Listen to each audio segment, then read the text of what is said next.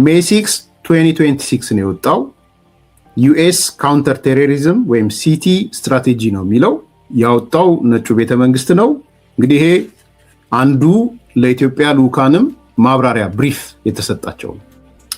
አዲሱ በአይነቱ የተለየው ስትራቴጂ ከሶስት ቦታ የሽብርተኝነት ስጋቶች ይመነጫሉ ነው የሚለው ዶክመንቱ። ከሶስት ቦታዎች አንደኛው ከወንጀለኞች ዓለም አቀፍ ወንጀለኞች አሜሪካን ውስጥም ያሉ ማለት ነው። በተለይ ይላል በአደንዛዥ ዕፅ ከተሰማሩ እና በሂውማን ትራፊኪንግ በተሰማሩ እነዚህ ቅድሚያ የአሜሪካ ብሔራዊ ደህንነት ስጋቶች ናቸው ነው። ይሄን እንግዲህ ወደ ኢትዮጵያም ስገለብጡት የት እንደሚወረወር አስቡት።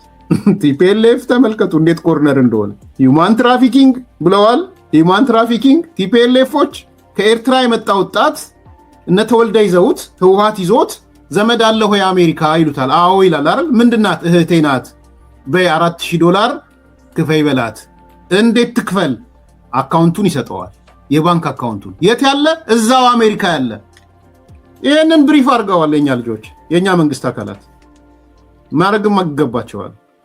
አሁን ተለቅመሽ የምትያዥበት ሰዓት ይመጣል ማለት ነው። ቁጥር 1 ስጋታችን እሱ ነው ብለዋል። በሂውማን ትራፊኪንግ የገቡ ሊኖሩ ይችላሉ አሜሪካ።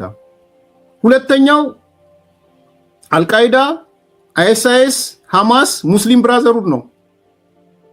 ቪዲዮ ይዘው ነው መጥተው የሰጧቸው ለስቴት ዲፓርትመንት። ቪዲዮ ምን ቪዲዮ? ህወሓት ከአልሻባብ ጋር እንደሚሰሩ በትግራይ ቴሌቪዥን በህወሓት በድምፀ ወያኔ የተነገረውን ኦዲዮ ነው ይዘው የመጡት፣ ቪዲዮ ነው ይዘው የመጡት።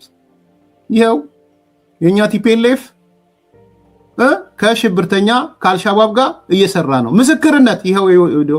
ሶስተኛው አክራሪ የግራ ክንፎች ብሎ ነው ያለው። የኢትዮጵያ መንግስት ባለኝ መረጃ ዝርዝር በግለሰብ ደረጃ ባይዘው እዚህ መጣስ አይጠበቅብኝም።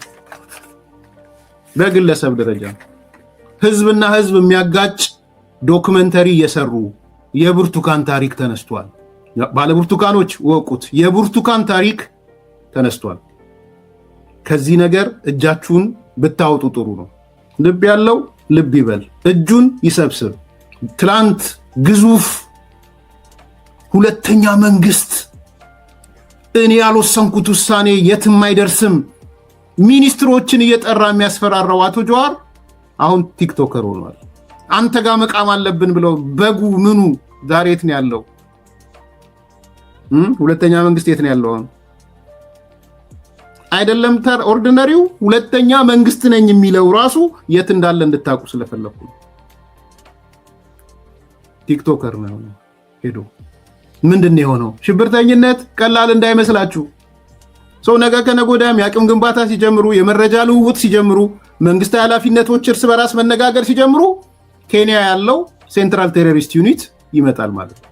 ስለዚህ አርፎ መኖር ይጠቅማል።